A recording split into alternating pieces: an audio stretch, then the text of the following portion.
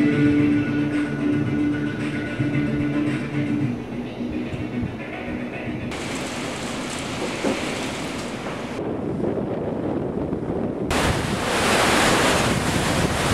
enough to flip planes made for a dangerous day for sun and fun flying. And the gas station was no match for what ever flew across South Tampa. Tonight we have 8 on your side team coverage of this severe weather. From the News Center in high definition, this is News Channel 8 on your side at 6.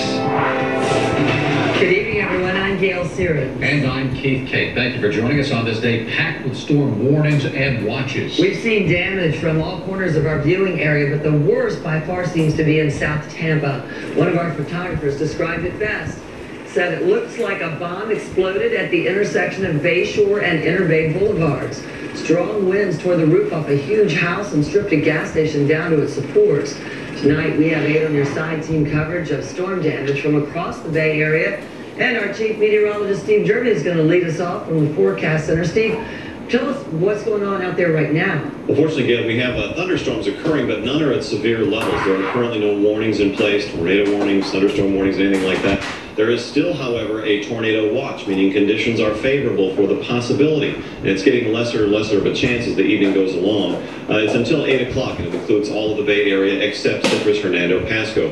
There's that familiar wedge that we've seen throughout the day. It indicates a deep trough in the upper atmosphere digging in, a surface cold front that is taking its time moving from north to south.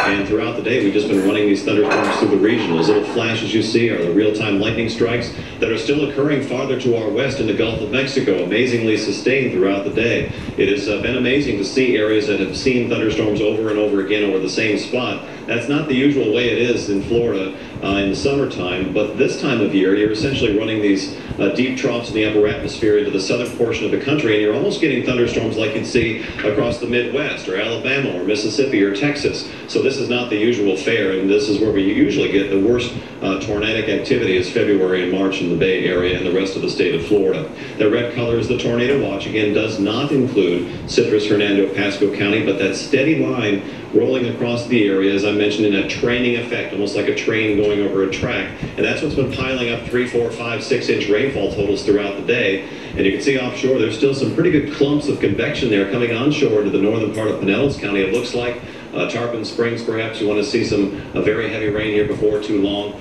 Palm Harbor as well, thunderstorms farther back to the west, weakening some certainly, but we've also seen some indication of some shear as well that might indicate some upper level rotation. That's why the tornado watch remains in effect for that area. The meteor line of the thunderstorms perhaps is around just north of Arcadia through Zolfo Springs and north of Sebring. This is all pushing off very quickly to the east, but consistent rains will continue well into the evening hours, and we will watch for those embedded thunderstorms that could possibly become severe because the conditions, especially in those southern areas, are still possibly could produce a tornado or a funnel cloud. And also offshore, the storms that you just saw coming into Pinellas County, those are the type of storms that do generate funnel clouds and potentially tornadoes. So we'll stay on our toes here. That tornado watch remains in effect. We have a picture here to show you from a funnel cloud in Polk County, and that's a very clear picture. Although it is from a distance taken from a phone, it does give you the idea that we've seen many, many reports of funnel clouds and tornadoes, and of course the National Weather Service will be investigating these areas of damage to see whether or not they were caused by high winds or tornadoes, but obviously in that picture that looked very clearly like a funnel cloud, potentially a tornado. So that was occurring this afternoon. Back to you. Here, and cleanup is far from over. There are tree limbs down, windows broken, and fences destroyed all over the neighborhood. I just thought the apartment complex I was in, I don't think it was going to go up. Josh Harrington is a self-proclaimed weather junkie, but even he wasn't fully prepared for what he saw Thursday afternoon. The winds ripped the roof right out the Citgo gas station and a large home. Couldn't see anything. It was all just black, and I mean debris was flying everywhere. And she's like, I think it's a tornado. I'm like, it is. For the storm at Lakeland Linder Regional Airport, early on the skies looked ominous, and fly-in visitors were telling tales of the previous night's wild weather. The wind was blowing, howling, and rain pretty much all night.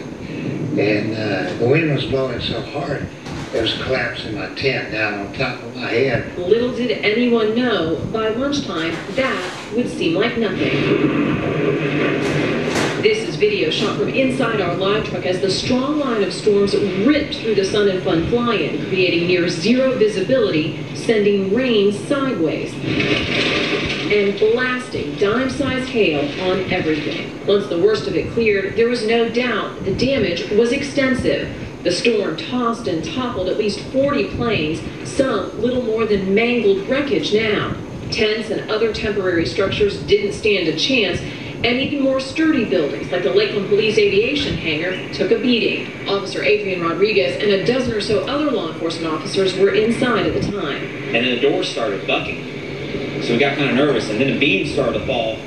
So we all took off running. No one inside the hangar was hurt, and once the storm passed, those officers went into emergency mode. We immediately thought about the people who were camping out, tents, airplanes, and then we were stuck inside because the door was hanging half off the hinges. So we hooked up some stuff, yanked it off, fired up our deuce and a half there. Me and the sergeant jumped in it and dropped the APC, and we just went on rescue missions.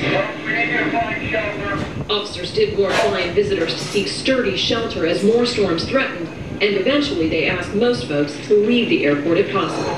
We do understand that at least 7 people did go to Lakeland Regional Medical Center with minor injuries. There are no reports of major injuries at this time, and it's still too early to tell exactly what the damage estimates are at this time. Much of Lakeland Linder Airport is still a flooded, muddy mess, and there is lots of cleanup ahead.